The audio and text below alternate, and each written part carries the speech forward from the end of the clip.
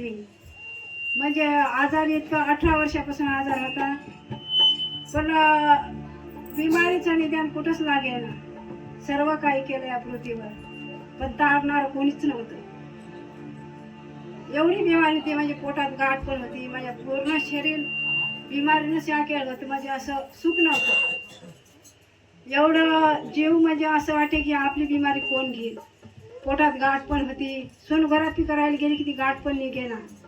अशी पोटात एवढी त्रास देत जाय मी. अशी कधी कधी त्याच्यावर असा कपडा असं वल्ला करून ठेवत जाय. पूर्ण शरीर माझं कधी पण गरम राहत जाय. मला आंबली पित्त होत, माझ्या शरीरात रक्त होईना. आणि बरोबर बसायला लागली की मला शेतात पण काम करायचं काम नव्हतं. मला एवढा कौल होत जाय की कपड्याचा बी पूर्ण वास येत जाय. घरचे म्हणजे एवढे लोक कटाळे होते मला पैसे लावायला की खूप बोलत. पण आता बिमारी दवाखान्यातलीच नव्हती. मला गोळ्यात जरी घेतल्या ना तर मला रॅक्शन येईल. माझ्या अंगातून झांपर पण निघेना. आणि सलाईन घेतलं की पूर्णच सुजत जाऊ मी. मला दवाखान्यात सूट पण काही व्हायना. मी एवढी 12 महिने सैलानीने खूप वाईट केले, पण असं सुख कुठेच नाही भेटलं. पण खरोखरच परमेश्वराचे आम्हाला प्रार्थना केंद्र माहीत झालं गोरेगावचं. मग आम्ही आमच्या गावापासून पण 50 किलोमीटर होतं. तर आम्ही लगातार 3 वर्ष तिथं चर्चमध्ये जायचो. तर तिथे प्रार्थनेला जाता जाता सर्व आमच्या बिमाऱ्या म्हणजे ज्यावेळेस आमच्या मार्गच परमेश्वरानं पवित्र आत्मा दिला. मग आम्ही स्वार्थ करायला लागलो. स्वार्थ करता करता म्हणजे एवढं बी माझ्या संकट पण खूप होतं.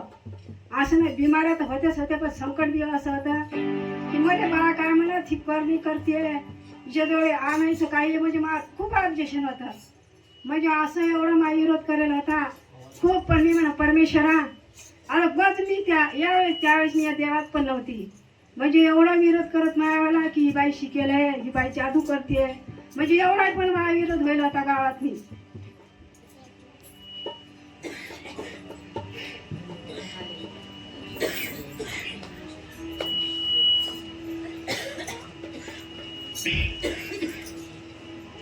पण खरोखरच मी सत्य परमेश्वरा तू जिवंत परमेश्वर आहे.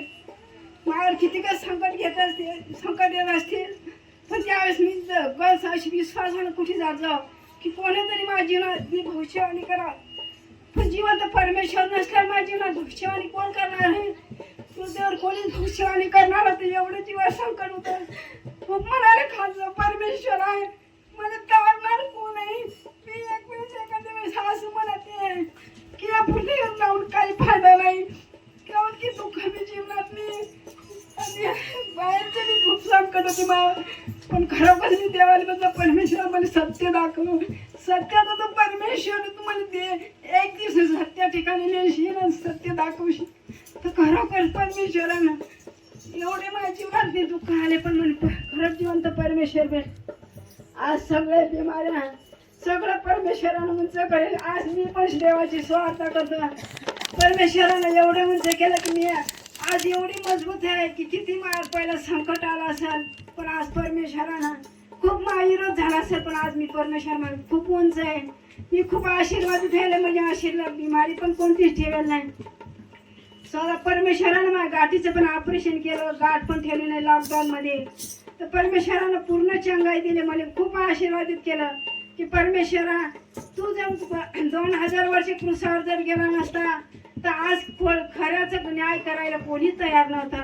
खरोखर आज परमेश्वर क्रुसावर गेला. खरंच मला न्याय परमेश्वराने केला की खऱ्याचा न्याय करणारं कोणी नव्हतं. पैशावालाच नाही, पैशावाला करण, पण गरीबाचा न्याय देवाच करण. तर खरोखरच मला सत्य परमेश्वर समजला की येशूशिवाय सत्य कोणीच नाही. येशू तारणारा देव आहे.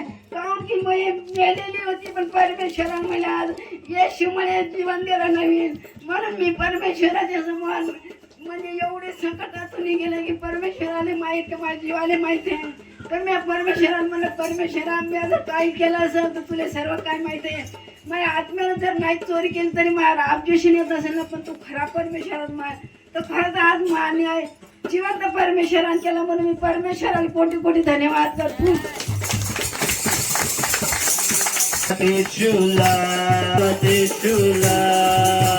धन्यवाद येशूला.